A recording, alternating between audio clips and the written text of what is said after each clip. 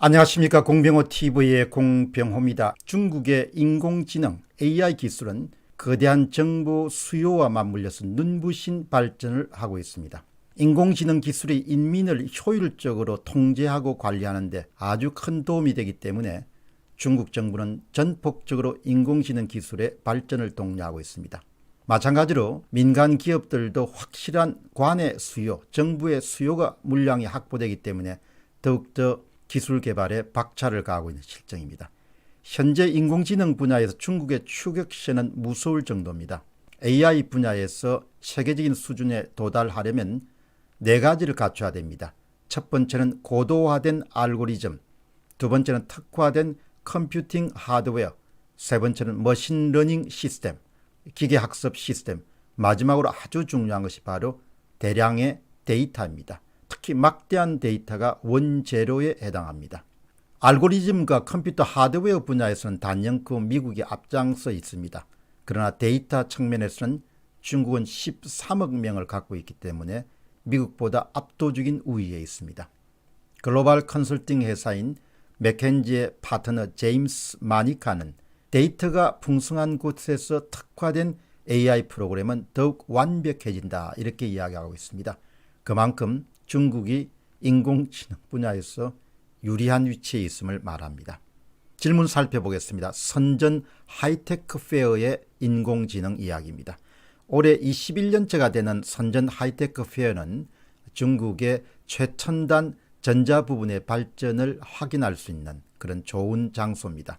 이곳을 방문한 중앙일보의 정용환 기자는 AI 안면 인식 기술을 탑재한 중국산 CCTV의 뛰어난 능력에 대한 후한 평가를 내립니다. 여기서 중요한 포인트는 AI, 인공지능의 안면 인식 기술을 탑재한 중국산 CCTV입니다. 이 인공지능 기반의 CCTV를 이미 중국의 공안당국이 적극적으로 활용하고 있습니다.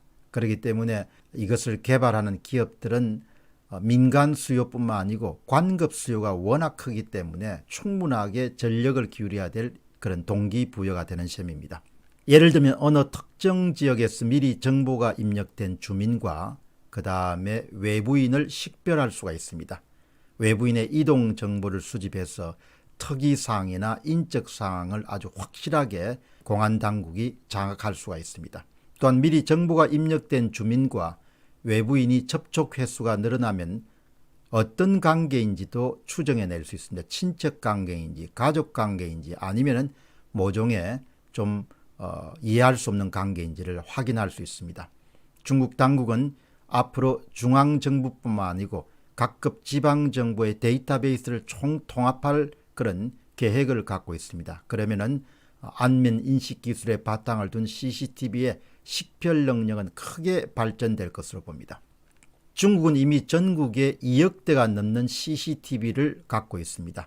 따라서 사회를 효율적으로 효과적으로 통제해야 될 필요를 가진 중국의 당국은 치안 질서 유지와 정치 체제의 안정성을 확보하기 위해서 적극적으로 인공지능 기술을 가진 CCTV를 활용할 계획을 갖고 있습니다. 전 시장에서 정 기자가 만난 한 IT 기업의 직원은 이렇게 털어놓습니다. 수십 년간 중국 정부가 추구했던 완벽한 사회 통제에 대한 꿈과 비전이 4차 산업혁명 기술을 만나서 현실이 된 것뿐이다, 이렇게 이야기를 합니다. 다음 질문입니다. 미국과 중국 전쟁의 본질입니다. 미중 전쟁의 본질과 핵심은 무엇인가? 2019년 10월 24일 날 미국의 펜스 부통령은 트럼프 정부의 대중정책에 대한 연설을 했습니다. 그 연설에서 그는 매우 격앙된 어조로 분명한 메시지를 던집니다. 미국에 대한 중국의 도전은 역사상 아마도 미국에 대한 가장 큰 도전이 될 것이다. 미중 전쟁의 본질은 민주주의와 전체주의의 대결이다. 여기 아주 핵심적인 문장입니다. 미중 전쟁은 단순히 무역 전쟁이 아니고 민주주의와 전체주의의 대결이다. 중국이란 국가가 내부에 대한 통제력을 강화하기 위한 각종 첨단 기술이나 도구 그리고 정책이나 제도를 활용해서 중국에서 효과를 거두면 결코 그 정책이나 제도나 기술은 중국 내에서만 머무르지 않을 것입니다. 중국은 자신들의 효과를 본 그런 기술이나 제도를 적극적으로 자신들과 뜻을 같이 하는 국가들에게 수출할 것입니다. 다르게 표현하면 중국 중심으로 전체주의를 계속해서 세계에 퍼뜨리고 확장해 나가는데 중국의 신기술이 활용될 수 있다는 점입니다.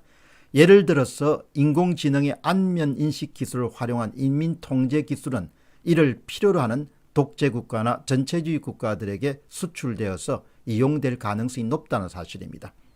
요약해서 말씀드리겠습니다. 흥미로운 것은 중국의 인공지능 기술의 발전은 전체주의자들에게 매우 유용한 도구와 수단을 제공하고 있다는 사실입니다. 따라서 이것은 기술 발전이라는 것이 반드시 전 세계 국민들의 기본권 향상에 이바지하지 않을 수 있다는 점입니다. 전체주의자들이 오랫동안 자신이 수명을 연장할 수 있는 방법을 갖게 되었음을 뜻합니다. 따라서 지구촌에 전체주의에 확산될 가능성은 충분히 있는 겁니다. 동시에 민주주의와 전체주의의 대결이 결코 만만치 않은 전쟁이 될 것임을 시사하는 바입니다. 왜냐하면 신기술로 무장한 전체주의자들은 더욱더 공세적으로 민주주의를 공격할 것이기 때문입니다. 따라서 우리는 강 건너의 불같은 이야기가 아니고 바로 중국이 AI의 안면인식 기술을 이용해서 중국 사회 전체에 대한 인민통제를 강화하는 것이 우리에게도 위협이 될 수 있는 그런 큰 도전 과제임을 인식할 필요가 있습니다. 공병호TV의 공병호였습니다. 감사합니다.